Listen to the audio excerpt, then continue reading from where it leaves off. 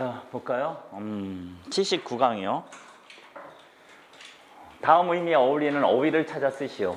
중국에서 처음 발명되었던 화약과 나침반이 유럽에 전해져 실제로 생활에 쓰였다. 이렇게 되죠? 여기서는 발명이 되는 거죠. 그래서 발견 같은 경우는 뭐 찾아내지 못했거나 아니면 알려지지 않은 것을 찾아낼 때 발견이라고 하죠. 근데 발명 같은 경우는 뭐 예전에 없었던 새로운 기술 같은 경우 또는 새로운 물건을 만들어낼 때는 발명 이렇게 되겠죠. 예. 근데 화약과 나침반 같은 경우는 예전에 없었던 기술이나 물건 같은 걸 만들어내는 거잖아요. 예, 그래서 발명 이렇게 되겠습니다. 고요한 새벽에 어디선가 이상한 발자국 소리가 들렸다. 그런데 발자국이 되겠어요.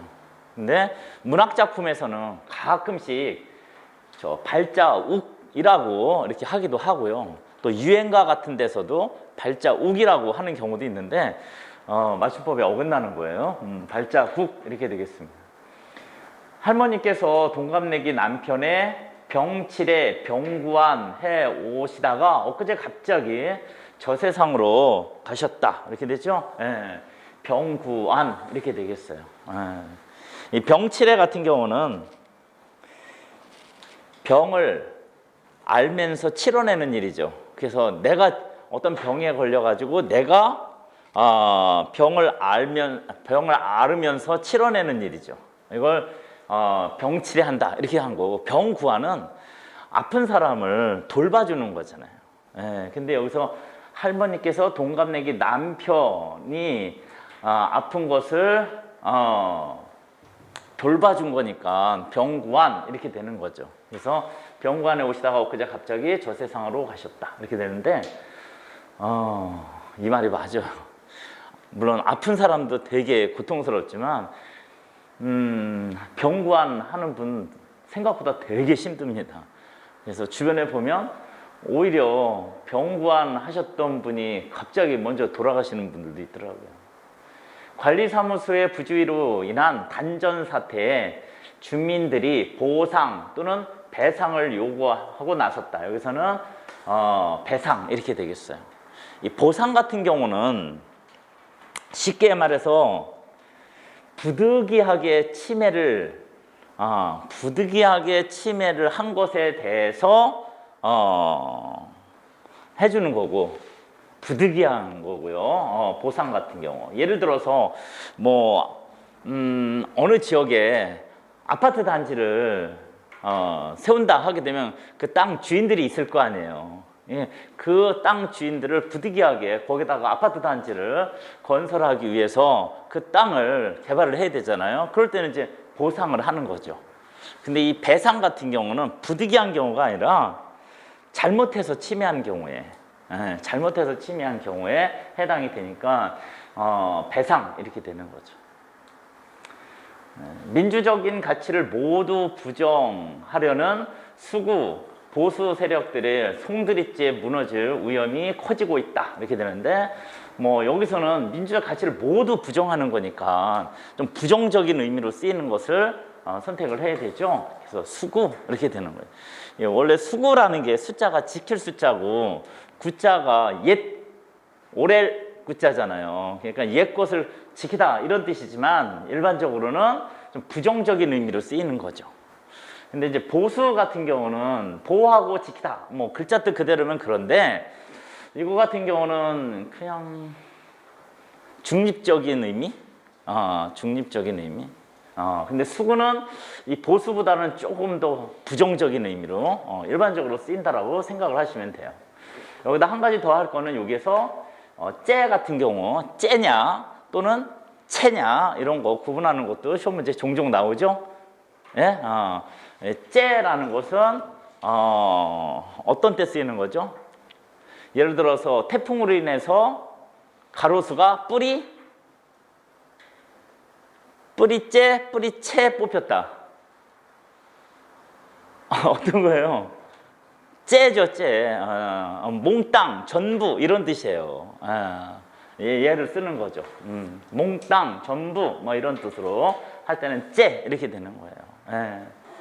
그다음에 그녀는 형편이 어려워 지난달 보험금, 보험료를 연체했다. 어떤 게 맞나요? 보험료 이렇게 되겠죠. 보험료를 연체했다.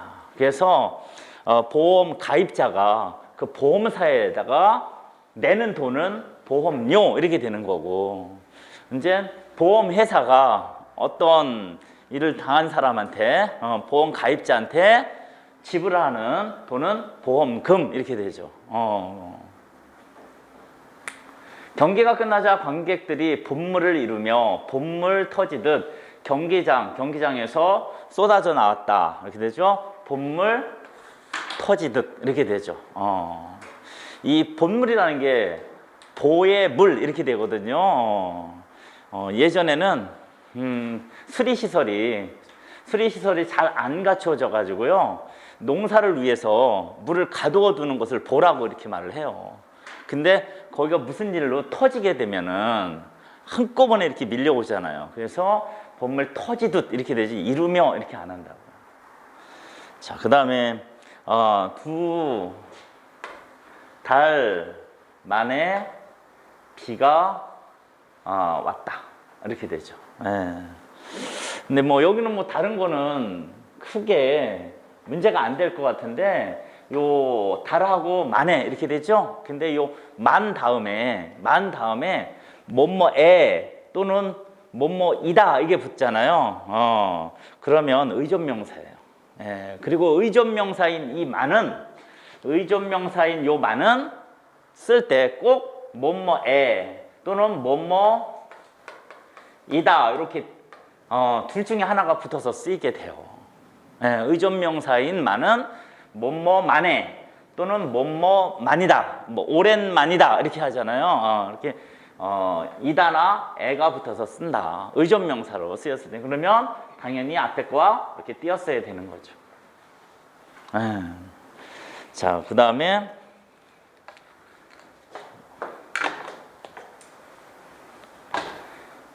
배는 먹은 만큼 부르게 되어 있다 이렇게요. 여기도 먹은하고 만큼이 문제가 되겠죠. 근데 이 만큼은 딱 둘 중에 하나로만 쓰이는 거죠.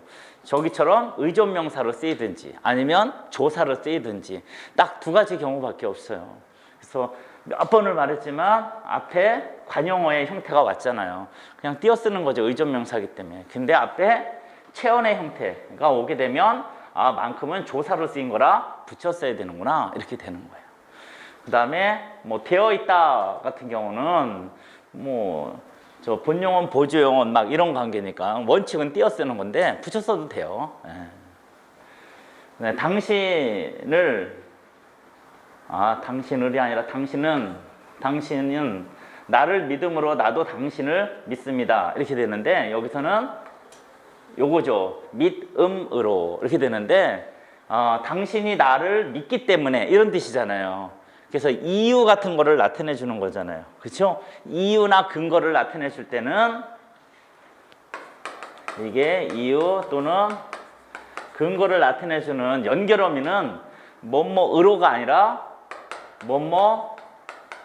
뭐뭐음으로 이렇게 되는 거죠. 그래서 믿음으로 이렇게 바꿔 써야 돼요. 믿음으로 이렇게 뭐뭐음으로가 이유나 근거를 나타내주는 연결어미가 돼요. 그 다음에 하도 많이 나왔던 거죠. 내 바람은 당신이 건강하게 사시는 것입니다. 근데 바람이 아니라 바람 이렇게 되죠. 바람.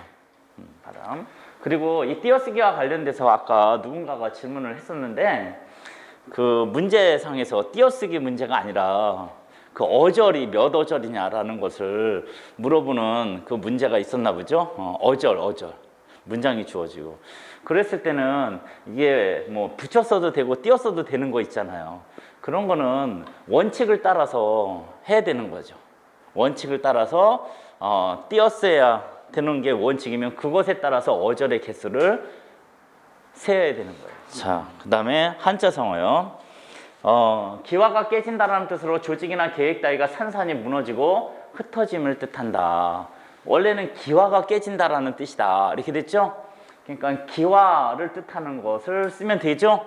2번이 답이 되겠어요. 와자가 와해라고 읽는데 와자가 기와 와자예요. 그래서 2번이 답이 되겠어요. 그 다음에 옛 형구인 차고와 수갑을 아우러 이르는 말. 몹시 속박하여 자유를 가질 수 없는 고통의 상태를 비유적으로 이르는 말. 이렇게 되죠? 답은 7번이 답이 되겠어요. 뭐죠? 질곡 이렇게 읽어요. 질곡. 그래서 옛날 사극을 보게 되면 죄인들이 여기 발목 있잖아요. 아니, 손목에도 이렇게 새 같은 걸 차죠? 이것뿐만 아니라 도망가지 못하게 어디에도 차죠? 발목에도 차잖아요. 예, 그것이 차고 하고 수갑 이걸 말을 하는 거라고요. 그 다음에 구멍을 뚫음 어떤 원인이나 내용 따위를 따지고 파고들어 알려고 하거나 연구한다. 이렇게 되죠? 예, 답은 3번이 답이 되겠어요. 뭐라고 있죠? 앞에 글자는 많이 나왔었잖아요. 천착. 천착.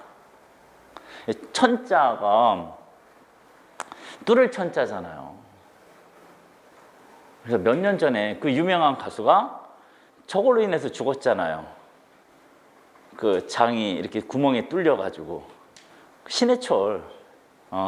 그래서 그때 천공 이렇게 들어봤을 건데요. 천공. 그 다음에 멀리 돌지 않고 가볍게 질러 통하는 길, 즉 지름길을 뜻하는 것을 나타내 주는 단어예요. 8번이 답이 되겠네요. 뭐죠? 8번 뭐라고 있죠? 첩경. 첩경이라고 있는 거예요. 그다음에 저번에 나왔던 풀과 티끌을 아울러 이르는 말, 쓸먹고 하찮은 것을 비유적으로 이르는 말이다. 4번이 답이 되겠어요. 뭐라고 있죠? 풀초자잖아요. 초계. 초계와 같이 목숨을 바치다. 이런 말 쓰죠. 예, 그래서 초자가 풀초자고요. 개자가 원래 저번에 말했지만 겨자 있잖아요. 겨자를 본 적이 없지만 그 씨가 되게 작대요. 그래서 겨자, 개자 이렇게 되겠어요. 안 한 게 1번이죠. 1번은 뭐라고 있냐면 좌단. 왼좌자를 쓰고요. 단자가요. 이게 찾아보니까 우통을 벗을 단자예요. 그냥 웃옷. 웃옷을 벗을 단자인데 옛날 중국 사람들이 어떤 것에 동의한다라는 표시로 왼쪽 웃옷을 이렇게 벗어가지고 손을 들었나 봐요. 하여튼간 좌단이라고 읽고요. 왼쪽 소매를 벗어서 동의를 하다라는 뜻으로 주로 쓰여요. 자, 그 다음에 5번은 저번에 나왔었죠. 뭐라고 있죠? 그 앞에 글자는 알잖아요. 가을 추자잖아요.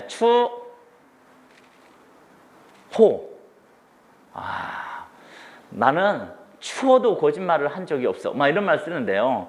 추호가 아주 작거나 조금인 것을 뜻해요. 저번에 말했잖아요. 동물들이 털갈이를 2번 한다고 1년에. 봄하고 가을하고. 그래서 봄에는 여름을 나야 되기 때문에 그걸 대비하기 위해서 털갈이를 하는데, 그래서 봄에 털갈이를 하고 이렇게 보게 되면 그 털이 겨울에 그 털보다 듬성듬성해요. 듬성듬성하고 약간 굵어요. 그런데 가을에 털갈이를 하고 보면은 그 털이 되게 가늘고 촘촘하게 나 있다고요. 추위를 견뎌야 되니까. 그 다음에 6번은 뭐라고 있죠? 6번 영어. 영어. 그는 영어의 몸이 되었다. 뭐 이런 말 나오잖아요. 그 영어가 뭐예요? 감옥, 교도소를 뜻하는 영어예요. 그 다음에 9번은 초미. 한자성어로 초미지급 막 이렇게 하잖아요. 초자가 그을릴 초, 미자가 눈썹 미 이렇게 돼서 눈썹이 그을릴 정도로 아주 급한 상태를 뜻하죠. 그 다음에 10번은 탁변. 높을 탁자예요. 그래서 아주 뛰어난 또는 두드러진 의견을 나타낼 때 쓰는 말이죠. 그 다음에 관용어고 미친 개 범으로 간 것 같다. 미친 개잖아요. 미친 개를 어떻게 하겠어요? 되도록이면은 빨리 없어지길 바라겠죠.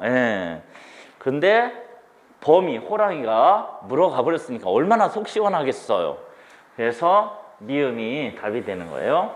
성가시게 굴던 것이 없어져서 매우 시원함을 비유적으로 이루는 거예요. 그 다음에 물만 밥이 목이 맨다 이렇게 내죠.